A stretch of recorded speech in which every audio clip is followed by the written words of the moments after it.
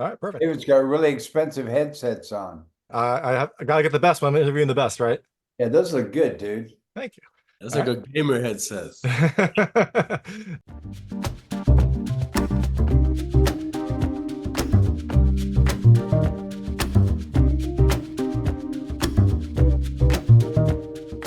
Hey everyone, it's David Stark from Watcher Pass, and I'm talking to Eric Roberts and Gina McCoy about Lumina, which is coming to theaters on July 12th, 2024. I'm going to talk to them right now. And while you're watching, if you can like, subscribe to this channel, that would be fantastic. I'll spend a lot. Thank you. So thanks so much for joining me today. I've got Eric Roberts and Gina McCoy talking about Lumina, which is coming to theaters on July 12th, 2024. It is an indie sci-fi epic with some very big ideas and a very large adventure, and Eric's character plays a key part in that right at the start, getting them moving in what is a like twisting, turning, out of this world experience. I am very excited to talk to you. So thanks so much for joining me. Of course, great to be Thank here. you so Thanks for much. having me. Of course. So Gino, you wrote this movie. Like, what inspired this? What hurt you from this world or another world? I'm just curious. I wrote this movie because I did a lot of work with MUFON and the extraterrestrial groups that work with the Pentagon and also the government, and also experiencers that have experienced this type of like UFO phenomenon. And I wanted to see exactly how it would feel on someone's family, or someone that's close to you, a loved one, Mhm. if they experience an abduction. So someone that they love that has been abducted, and how they would react to that abduction psychologically. Um, how far would they go? How far would they be willing to go to save that person's life? And that's basically what inspired me to do this type of movie. Oh, interesting. And then, so were you always set to direct this movie as well? I mean, I know you wrote it, and I assumed you were directing it because you kind of know the subject matter. But were you always set to direct this as well? I wrote this in 2016, so it was about 8 years ago. At that time, I wasn't set to direct. I was only writing and producing. I had another director on board, a DP friend of mine, going back to 2016, 17. And afterwards, after like the long period in terms of like developing the movie and getting it made, I decided to direct, of course. Perfect. Well, yeah, step right in, right? You step up and see what happens. Eric, how did you get involved in this movie? Had you worked with Gino before, or did this just come across your desk and you kind of liked the character or liked the subject matter? How did you kind of get into this role?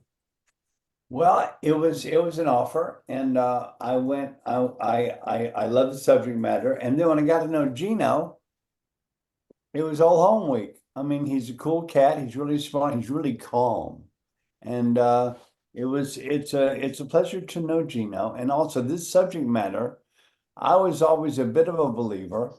And then when I got into this movie and I did my homework on the subject, I'm a complete believer. It's not even a believer. You just have to go with the facts. And the facts are, yes, there is proof we haven't visited. And if we're pompous enough to think we're the only living things in the universe, we're awfully pompous. Yeah, for sure. Now, Gino, I know that, when you were writing it, I don't know if you had like characters in mind, what they would look like. Did you and think of Eric for the character of Thom, or was this just like a pleasant surprise when Eric came across the desk and was like, yeah, I'll do this? Yeah, he was one. He's one, definitely was an actor in mind in terms of playing that role, because Eric has done so many roles, and he has such a versatility in terms of as an actor, in his acting range, going from so many different genres. I think he stepped into it, and like he did an amazing job. Everyone loved his character on set. Everyone that's seen the movie so far loved his character. I think that casting Eric was the right choice for it. For sure. And Eric, I love your outfit, like I don't know, like a space cowboy almost. Did you have any say in that kind of getup, or was that all the wardrobe? No, they sent me the costume and said, "Here's your boy." That's perfect. No, it worked perfect. I love it. You see it, it's like it like looks instantly striking, but then also kind of like makes sense in like a Wild West themed area. So I love the way it kind of like made you pop out of the screen. And That I was also that was a lot to do with my decision in terms of Tom's character, because it was like, conspiracy theory and the whole extraterrestrial and UFO phenomenon was like the Wild West. Mhm.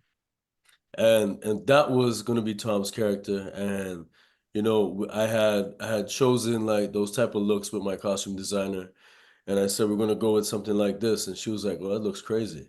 I'm like, yeah, this is where we're gonna go, and she chose a few different lookbooks. Like in our lookbook, we had a few different styles, and I ended up with this style. And I'm like, yeah, this is perfect. That's perfect. And I love the stinger scene. It kind of was like a nice way at the very end. Was that always supposed to be like a stinger, or was that a scene in the movie that you just were like, we'll put that at the very end. It'll be like a nice kind of like humorous wrap up. I said I'll put it at the end, as a nice humorous wrap up. But like it evolved. Like during the actual shooting of it, I said I'm gonna do something like that. Mhm. And then it just evolved into that towards the end, and that's when we shot it. For sure. And Eric, how much time do you actually get to, be on set? I know, you probably have a very busy schedule. Did you get to spend a couple days there, or was it really just like you only had time for your scene, and then you had to move on to other projects? It was a few days. It was a few days. And this was a really good group. He's a really cool leader. He knows what he wants. He knows how he wants it. He knows when he wants it, and he's always very prepared. So it's not a cluster F on his sets. It's like really calm. It's really kind, and it's really organized. So these really quick shoots. You have to be that way, or you're going to make a bad movie. And if you are that way, you're going to make a good movie. Hence Lumina. It's a really fun movie to watch. Yeah, for sure. Now I know we have limited time. I'm going to switch to let's call it lightning round, just lightweight questions about the film. I want to see how your personal experiences map to things in the movie. Feel free to skip any of them. I won't be offended, but I try to keep them very answerable and related to the movie. So, first question: have either of you ever visited Area 51 or Roswell? I have not. I have not. Maybe a set for a future movie. Um, a wormhole has opened up in front of you. Do you step through it, or do you hold off? I do not. I stepped through it. Yeah, Wow. Eric, you're not curious to see where it might go. It probably would end horribly, I but it might be stepped through fun. I love my house. That makes sense. And the last, most important question: have either of you ever seen a UAP? No, I have not. I have. Awesome. Well, that makes sense. That explains why you wanted to start this movie. So you wanted to make this movie. So you can see UAPs, phenomena, wormholes, and Eric's fantastic character in Lumina, which is coming to theaters on July 12th, 2024. Like I said, it's an out of this world indie sci-fi epic that has just, a lot of big ideas, a very epic journey, and some twists and turns along the way. This is Eric Roberts and Gina McCoy. Thank you so much for your time. Thank you so much. Thank you, buddy. That was Eric Roberts and Gina McCoy talking about Lumina, which is coming to theaters on July 12th, 2024. It is an indie sci-fi epic with an out-of-this-world adventure and a really fun character from Eric. He kind of starts this journey that has a ton of twists and turns and kind of goes to places that you would never expect. If you like this interview, please like and subscribe to this channel. It helps me out a lot. Make sure all my new content goes straight to you. Thank you.